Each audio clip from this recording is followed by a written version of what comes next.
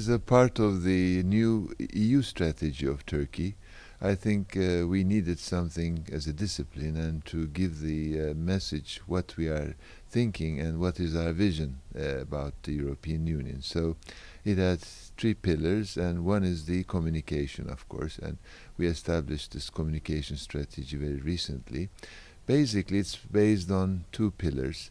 One is to repair the image of Turkey in Europe, which has been damaged due to wrong perceptions for 3 years now. And the other is to repair the European Union image in Turkey, which is also damaged due to wrong perceptions. So in Turkey, we're going to use the civil society mainly. We have 104,000 civil society organizations, which is, I think, a kind of a proud to have in a democratic country so many civil society organizations, and over 25,000 foundations as well. So mainly we will deal with them to explain them again and again what the European Union is and why Turkey is trying to become member. It's not to reach the money or the welfare as it was the case for perhaps previous members, but Turkey is looking to this to reach the values, the standards, and to really make Turkey a better democracy, better human rights country, respect to law, and every chapters, environment to food security, education to whatever the chapters are envisaging, we are trying to bring Turkey to that level. So also in the European Union level, we're going to also try to repair the wrong image.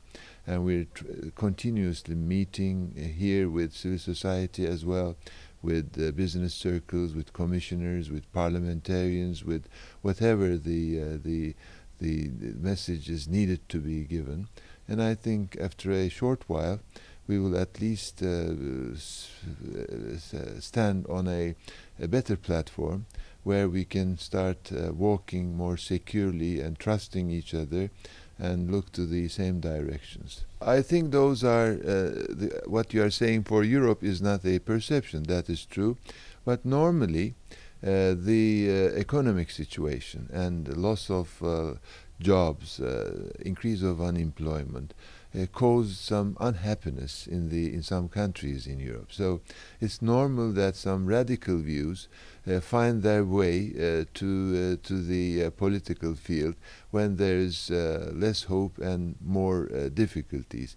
But I think this is temporary, and the mainstream of the European Union countries is not radicalism or against Islamophobia or these kind of attitudes are not the mainstream. So I think, and as Turkey also thinks, these are temporary situations. So we are looking to the mainstream, and we are looking to the ideals and values which created the European Union more than the new phenomena which is temporary.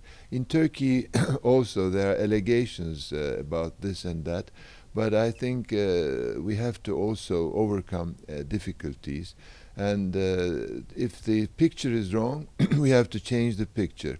If Europe is looking to the wrong picture, then we have to make Europe look at the correct picture. That's why we are here. The Cyprus issue is 50 years old, and also our application to the European Union is first application is 50 years old. So I think what we have always defended is the Cyprus problem has to be solved.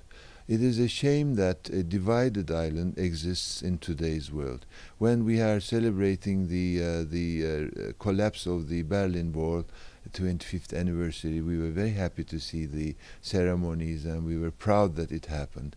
But there is an island, divided island, where there is also a wall dividing the two parts of the island. So the first priority is for Turkey to solve the Cyprus problem, but it should be also a priority for Europe or for the world as well.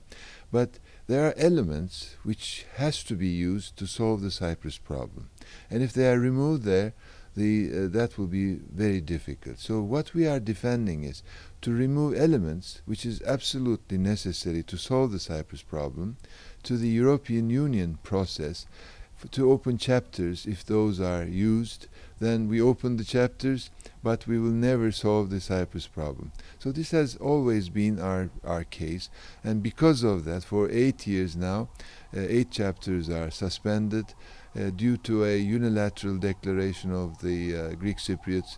Another 5 chapters suspended. But we have from the first moment this decision was taken, we opened all the chapters in Turkey. So as if the chapters are opened, we have done during the 8 years whatever it was necessary. So practically, we didn't lose any time. And really, the real picture is we opened 28 chapters and closed 14 chapters. So I think opening chapters is now the responsibility of the European Union. Whether it is opened or not, we are going to do what we have done during the 8 years, and the real picture will not change. So we have changed 2,000 laws and secondary laws in Turkey in the 12 years. And during the last 3 years, when the negotiations were a little bit slowed down, we opened 2 chapters only in 3.5 years.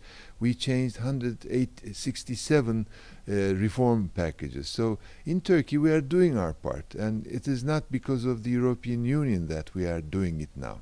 In the beginning, if EU process wasn't there, we couldn't have done the political reforms. It was absolutely the EU process. But now, without the EU having some slowing down of the negotiations, we are still continuing, and we are ready to do whatever necessary to become member, to open chapters. But now I think it's European Union's turn to really look at it and take its responsibility to open chapters. Actually, there's a wrong concept again here. The Turkish Navy is not in the territorial waters of any country. It is in the international waters, and it's a troublesome area. We are participating, for example, in the Lebanon UN force with our navy, and in Syria there is a problem, in the region there is a problem. So any country has the right to sail the military ships in the international waters, and it is absolutely not the territorial water, and that is the wrong concept I was trying to mention to you. But of course, the economic zone, when you mention about the economic zone, Cyprus is 40 miles to Turkey, and Turkey has also an economic zone. So economic zones cannot be unilaterally declared. It has to be agreed with other countries, and then you can speak about my economic zone or your economic zone. So when Cyprus is 40 miles away from the mainland Turkey, Turkey has also an economic zone, and it is of course confusing to say that a small island covering all Mediterranean as it is its own economic zone. This is wrong. And I think the attempt made in the European Council to stop the negotiations officially because of this has been refused. So I think there are European Union countries who are better knowledge and has a sense that this problem should not really take over the real benefits. And I think it is time for the European Union to stop being a prisoner of the Cyprus question or the problem, and look at the forest where there's huge benefits. And really the trade between Turkey and the European Union is 150 billion euros. Energy security is through Turkey. We have really made important vision that when fire is around Turkey in our region, Turkey has been a politically and economically stable country in the last 12 years. I think if we are not hosting 2 million Syrian refugees who are now in Turkey.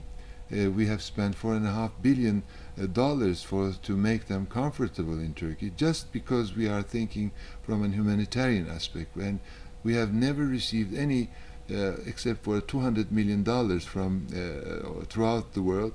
We are taking this responsibility, but if Turkey hadn't done this, the 2 million refugees would be running, swimming, or cycling, or flying to the European Union countries. So we are doing a favor there. And this has to be taken into consideration, and Turkey's really a very important position, and what Turkey is doing has to be taken into consideration, and EU shouldn't be a prisoner of the Cyprus problem and the Greek Cypriots. First of all, the President Juncker is a friend of Turkey. We have always had good relations with him. He's a very credible person, a good orator, and a well-known European person. So we are very looking forward to cooperate with him. And as you have seen, I have met with 5 commissioners during an afternoon, and then also with many commissioners in my previous visits. And we don't have any difficulty to work with this commission to look ahead for the future of Turkish-EU relations. What you have mentioned is an EU problem, and I don't think Turkey has any power to intervene in it and to have a say in it. But actually, Turkey wants to be a part of also the European Union problem, so that perhaps with our experience and with our contributions, many other problems could be directed towards a better position. So we are closely watching what's going on here.